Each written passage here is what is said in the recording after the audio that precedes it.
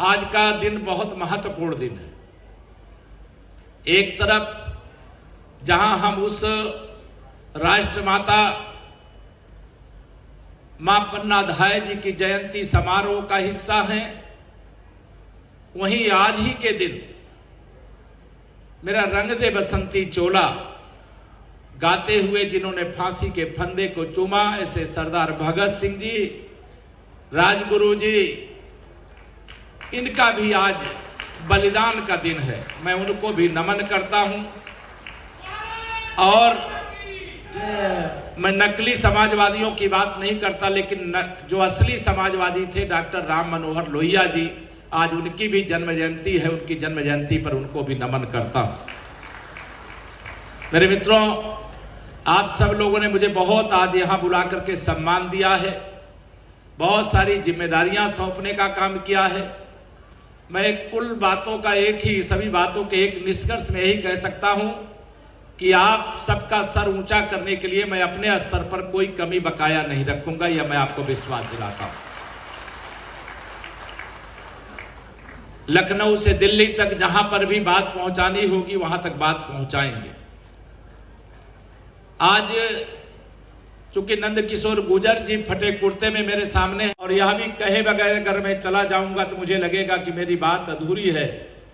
जिन अधिकारियों ने भी, यह आदरणीय योगी आदित्यनाथ जी के नेतृत्व में भारतीय जनता पार्टी की सरकार है, यहाँ राम भक्तों पर, शिव भक्तों पर, कृष्ण भक्तों पर, राष्ट्र भक्तों पर फूल बरसाए जाते हैं, उनके ऊपर लाठियां नहीं बरसाई जाती है, उनको कोई धक्का मुक्की करने का काम नहीं करता है। इसको हम आपको आश्वस्त करना चाहते, इसको बहुत गंभीरता से बात भी होगी। जो दोषी होंगे उनके खिलाफ कार्रवाई भी जरूर होगी, यह आप सबको कहना चाहिए।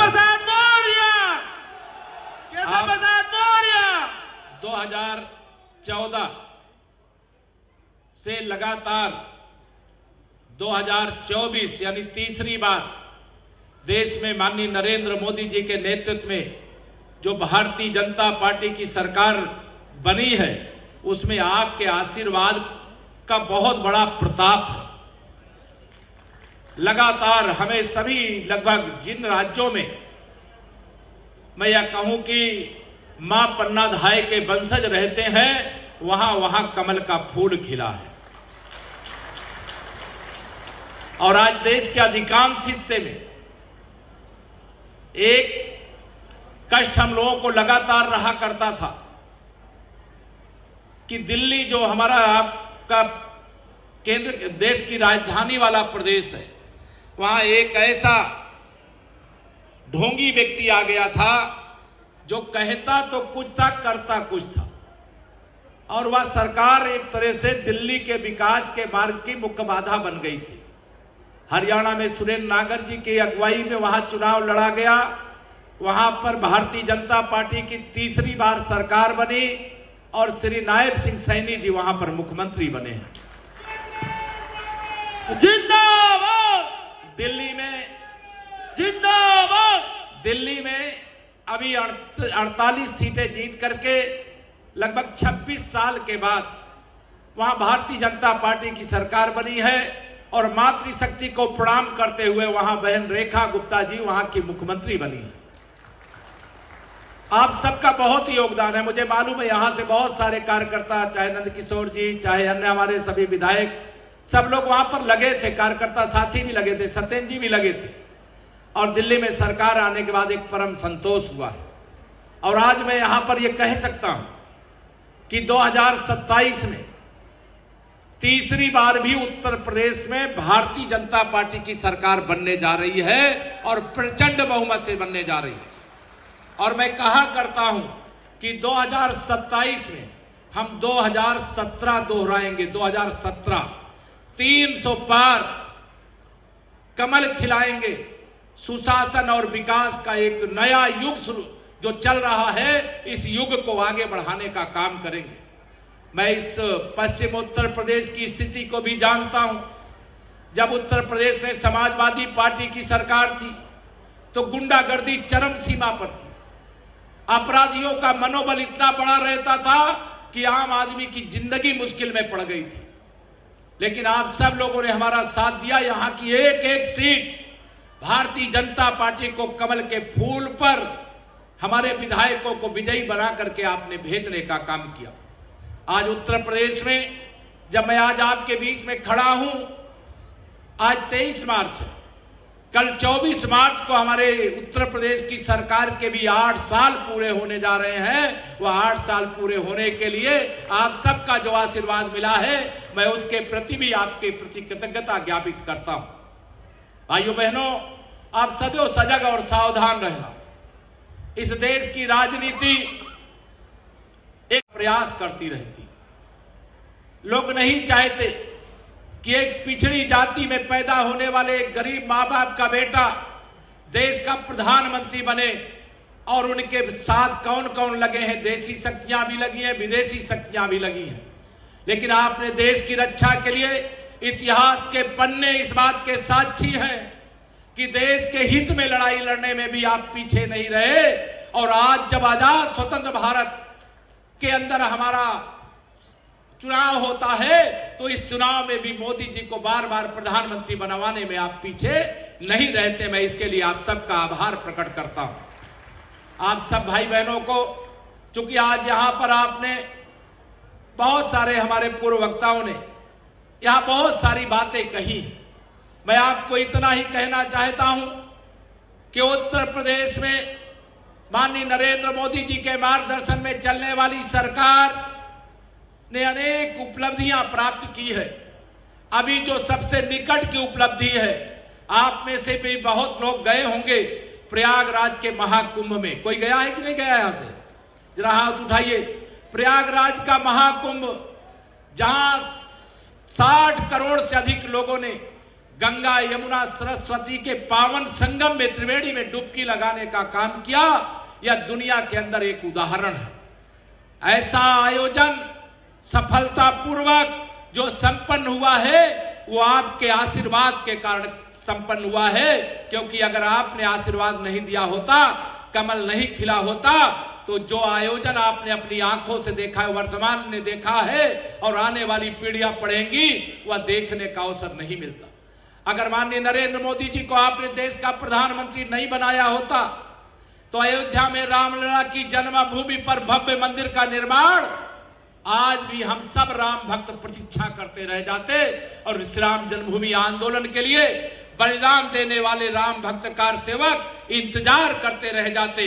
लेकिन आज रामलला का भव्य मंदिर भी बनकर के तैयार है। हम जम्मू कश्मीर की ओर नजर दौड़ाते हैं तो आप सबको मालूम है 370 और 35A के कारण जम्मू कश्मीर में बहुत यातनाएं लोगों को सहनी पड़ी थी। लेकिन माननीय नरेंद्र मोदी जी के नेतृत्व वाली सरकार में हमारे गृह मंत्री माननीय श्री अमित शाह जी ने 370 को सदा सदा के लिए विदा करके भारत का अभिन्न हिस्सा बना दिया।